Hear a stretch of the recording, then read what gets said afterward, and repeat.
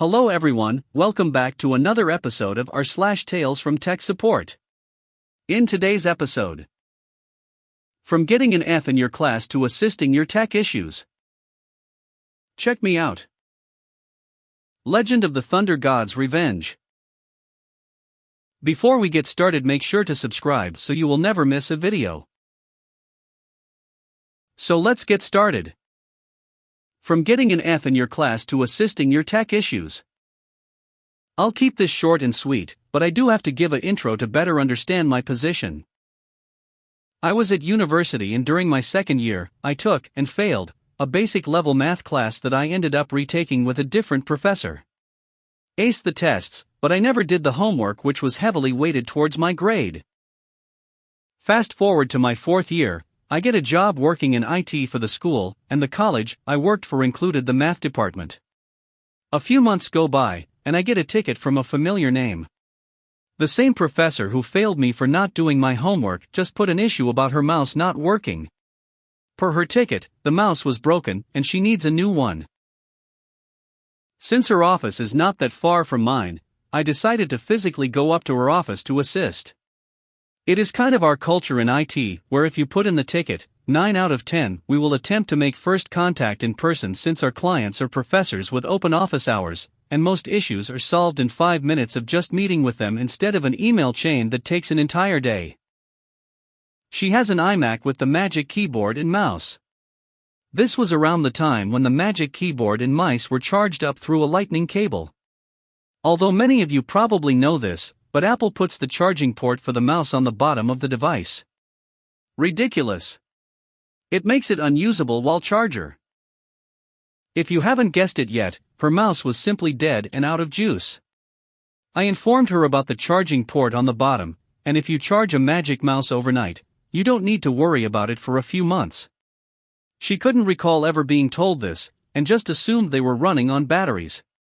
I go back to my office, fill out the resolution, and close the ticket. A few minutes later I hear my boss, who is in the office across from me, let out a chuckle after he read my resolution, walked over to my office and told me that she should have remembered to charge her mouse, because he makes it a point when giving Magic Mice that you need to charge the mouse overnight or during class sessions.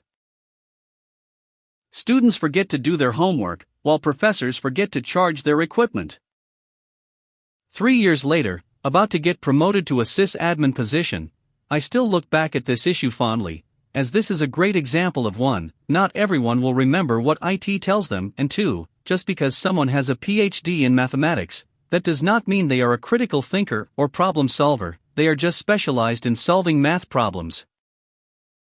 Also, if anyone is wondering, I did inform her I took one of her classes, but since it was a lecture hall of 100 students and has been years since, she doesn't remember me. She did ask how well I did in her class. Cue the awkward silence, then telling her I had to retake the class. Surprisingly, she was super nice and easy to work with for the next year. Check me out.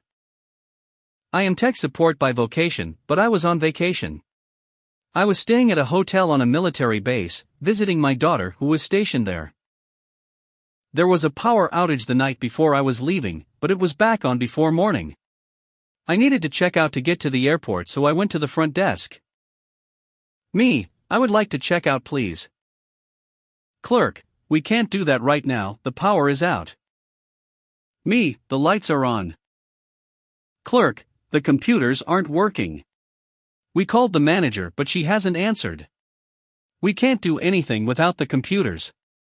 This happens a lot here. Me, I need to get to the airport, want me to take a look? Clerk, sure. I go back behind the front desk to take a look at the PC's dead, no lights, no power. Desk lamps, printers, other equipment, same. I looked under one desk though, and saw a small Ethernet switch that was happily blinking away for one port. I followed its power to a dark corner and found 2 sets of power outlets.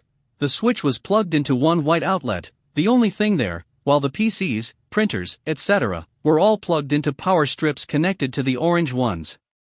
I turned off the power strips. Me, where is your battery backup? Clerk, what's that? Me, do you have an equipment room? Maybe with other computers or the phone system in it. Clerk: Oh, you mean the electrical closet?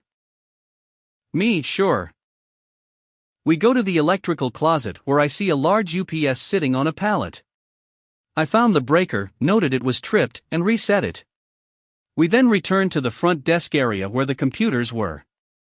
I turned the power strips on, one at a time, bringing the computers and everything back up. Just as we finished, the manager showed up. Clerk: To the manager: It's okay now, he fixed it. Pointing at me. Manager: Fixed what? Clerk: The computers, the power was out. He did something in the electrical closet and turned the power back on. Manager to me: What did you do?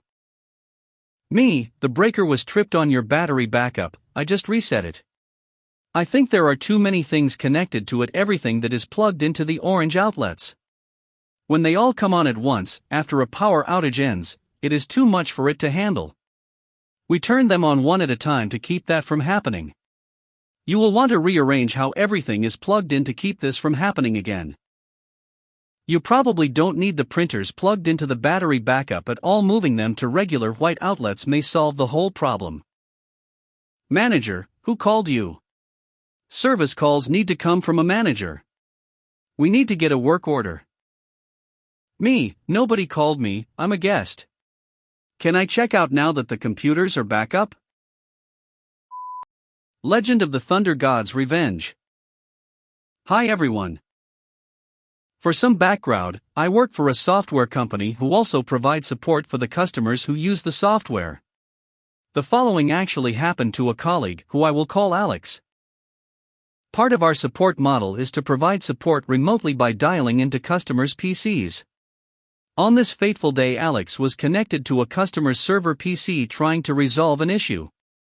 As you can imagine, the rest of our system is reliant on said server. If it goes down, the whole system goes down. Unfortunately, the issue Alex was trying to resolve was rather tricky, and he was starting to get frustrated. As time passed, this frustration grew. There's one other thing I should mention about Alex, and that is that he is actually the Greek god of thunder, Zeus. As his frustration boiled over into anger, he decided to take drastic action. He called upon the heavens and summoned a bolt of lightning to smite the server. This, of course, completely destroyed the server, which resulted in the customer's system going down. As Zeus, Alex sulked his way back to Mount Olympus. The customer called to complain. You've gathered at this point that the above might not be strictly true, but this is the tale that the customer tried to weave to us when they called the service desk. What actually happened was that a lightning strike nearby had caused the power to go out in the entire area, which of course took our system down along with it.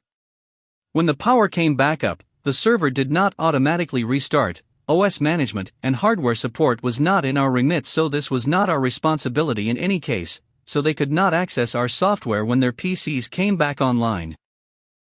We were already aware of the power cut after another customer in the area called a few minutes prior with the same issue, fully aware that we did not control the weather.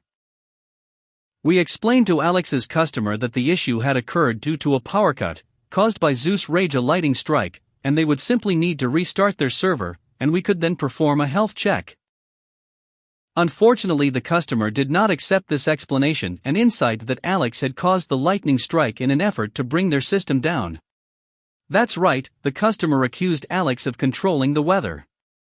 At this point, the call had run its course, and we reiterated that we needed access to their server to perform a health check, which the user refused. We explained the risks of us not doing so, but the user hung up.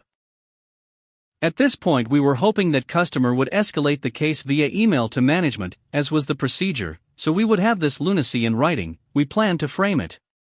Unfortunately for us, such an email never materialized, and thus the legend of the Thunder God's Revenge was silent forever, until now.